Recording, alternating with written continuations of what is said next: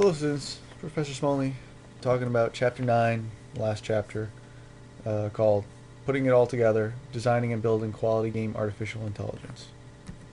Um, so this chapter in general is going to give us an overview of kind of what it means to actually be doing AI in a production environment for a video game, some of the challenges that you might encounter while doing that, and some of the different roles that people on a development team would be in.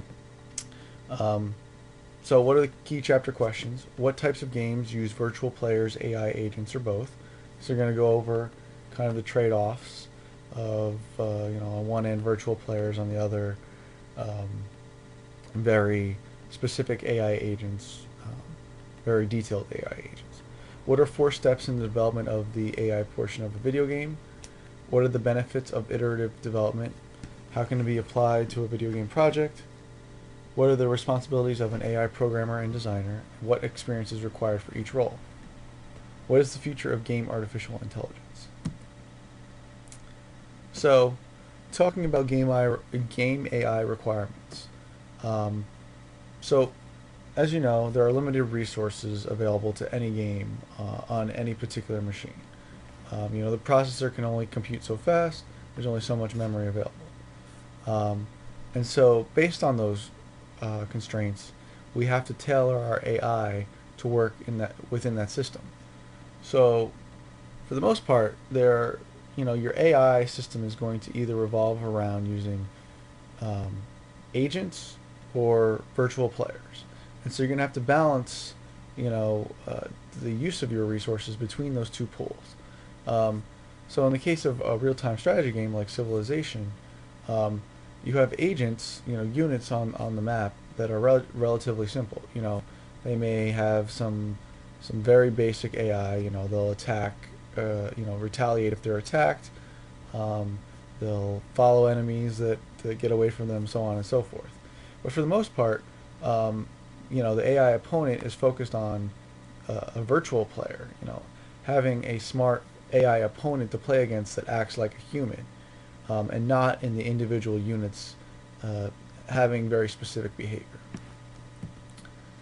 Kind of the middle ground or middle of the road solution is having smart groups of agents. So having a series of agents that are all kind of sharing the processor power to act in semi-intelligent ways. Um, so instead of having really dumb units, you have moderately intelligent units, but a group of them. And so this is used primarily in first-person shooters where you want to engage the player um, with a couple different AI agents at once, and give the appearance that they're relatively intelligent. Also good for third-person games as well. Any game where you would have multiple AI agents on the screen at one time. And so then the third group is solo agents. So this is where you're facing off against one opponent unit. And so in this case, you really are only using this for first-person shooters or a game in which you're only taking on one particular agent. Um, and so all the resources at that time are used up for that one agent. So some games that make use of this are Doom 3 and Serious Sam, fighting, that proverbial boss at the end of the level who will have more advanced behaviors than the simplified units throughout the level. Um, and because of that has a more varied reaction to the player. Okay.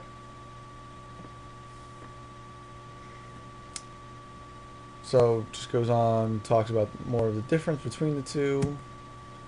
Um, After this, the chapter kind of goes into a case study of a game called Titanium. And so from this standpoint, the book will talk about the different roles that AI programmers and designers um, are in throughout the development cycle, and how those two together actually will work in tandem to create a very detailed AI experience. So on one end, you have the programmers who are responsible for basically um, programming the feature set, um, coming up with intelligent code that will behave appropriately given the situation. And then on the other hand, you have the designers who are basically tasked with um, coming up with a list of behaviors that they're going to want that the programmers have to then implement, um, and at the same time using those behaviors to create interesting gameplay for the end user. Um, and so in tandem, they can work together. The programmer can architect out exactly how these behaviors will be created, and the designer will use those behaviors. Together, they form two parts of a team that will actually define what the AI is and make use of it. So in this game, Titanium, they the first very high level thing that they wanted to include in their game um, was to define their AI feature set. So like I was saying, they were defining their behaviors. So they wanted the behaviors that were familiar from the original game. So they took what was best from the previous game, but then they wanted to add upon it, so not completely alienating the player, of their previous iteration, previous game. They wanted to build upon it, but still give that general sense that, oh, this is still part of the Titanium universe. I understand what's going on here, but just give it a little twist to interest the player further. And so the fresh feature that they really focused on was adding cooperative play. So in Titanium 2, they weren't going to just have AI agents that were opponents. You would also have an AI agent that was your ally. They could play through the game with you the entire way, or if you had a buddy, they could play that player. And so then they go on to talk about all the other features that were present in the game, and kind of classifying them as whether they should be a black box or a white box design. Given the scope of how much time they had available in the game, what would be better left to the designers to be responsible for, thus the white box design, versus the black box design where the programmers would be solely responsible for it. And what items would be kind of not be able to be classified at the beginning of the project, but would be kind of taken as would be decided later on in the projects once there was time to test out new systems, and see if there were any problems with the implementation designs that they had in place. In addition, you also had the white box system of the AI ally throughout the game, where they weren't quite sure if they wanted this to be a black box system in and of itself. Would the player want to have to micromanage their ally and tell them exactly where to go, so a complete white box system? Would they want more of a autonomous ally, someone that would just automatically pick targets and shoot at them and follow them along throughout the game? Or they want kind of a hybrid that you would have the ability to tell the unit where to go if you wanted to, but for the most part it would take care of all of its actions on its own. And so one example of this in another game is Tom Clancy's Graw, where they actually allow the player to specify exactly what's going on with the other allies. So you're a part of a commando team, and you can tell the other units exactly where to go, so you can set up your attacks.